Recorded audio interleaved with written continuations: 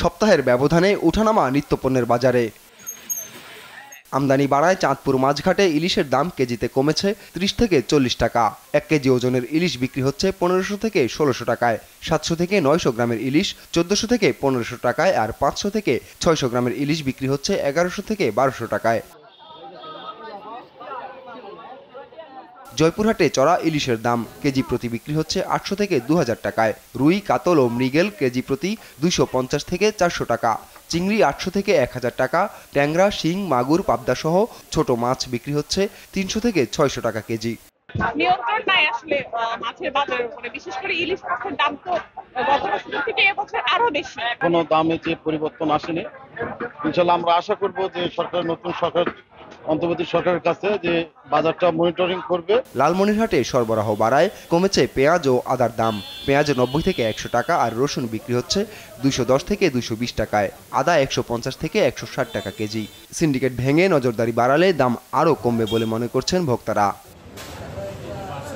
বর্তমান বাজারে আপনার যে দামটা কম দেখা যায়, এই দামটা কম হতে মানে ক্রেতারা সন্তুষ্ট না, কারণ ওই 2-4-5 টাকা কমলে তো হবে না। নিম্নে কেজি প্রতি 20-25-30 টাকা কমলে ক্রেতারা কি ক্রয় করে জিনিস শান্তি পাবে, সুষ্ঠু পাবে। এই সপ্তাহে 10 টাকা কমেছে, তাতে এটাকে আমরা কম মনে করি না, এটা কোনোভাবে কম মনে করতেছি না। 4-5 দেশ থেকে পেঁয়াজ আসতেছে। বার্মাও দেখলাম কালকে শ্যামবাজারে অনেক দেখছি। এদিক দিয়ে পাকিস্তান, মিশর, তারপর চীনেরও পেঁয়াজ ঢুকতেছে। ইন্ডিয়ারও এখন নতুন পেঁয়াজ আমদানি শুরু হয়েছে, এখন তো দাম কমেরই কথা। কুষ্টিয়ায় এখনও চড়া চালের দাম। মিনিকেট বিক্রি হচ্ছে 70 টাকা কেজি দরে, কাজললতা 66 টাকা, বাসমতি 90 টাকা, আর মোটা আটাশ চাল বিক্রি হচ্ছে 56 টাকা কেজি। খুচরা বিক্রেতারা বলছেন বড় বড় মিলগুলোতে নিয়মিত অভিযান সহ চাল আমদানি না করলে কমবে না চালের দাম।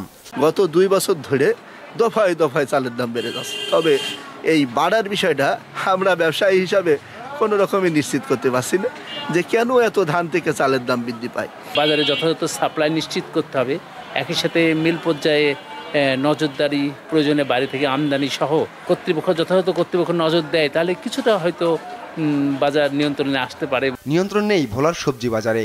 শুক্রবার ছুটির দিনে দাম বেড়েছে 2 থেকে 20 টাকা পর্যন্ত। 160 টাকার মরিচ 180 টাকা, 140 টাকার আদা 170 টাকা, 105 টাকার পেঁয়াজ 110 টাকা, 30 টাকার পটল 50 টাকা, আর 160 টাকার গাজর বিক্রি হচ্ছে 180 টাকায়। এমন বাড়তি দামে অস্বস্তিতে নিম্ন আয়ের মানুষ। আমাদের মতো মধ্যবিত্ত ফ্যামিলিরাই এখন যে পরিমাণে বাজারে নিত্যপণ্যের যেই দাম, এগুলো অবশ্যই হিমশিম খাওয়া যাওয়ার মতো অবস্থা। বাজার নিয়ন্ত্রণে নজরদারি বাড়ানো ও সিন্ডিকেট বিলুপ্তির দাবি ভোক্তাদের। আপন অপু, নিউজ ডেস্ক, দেশ টিভি।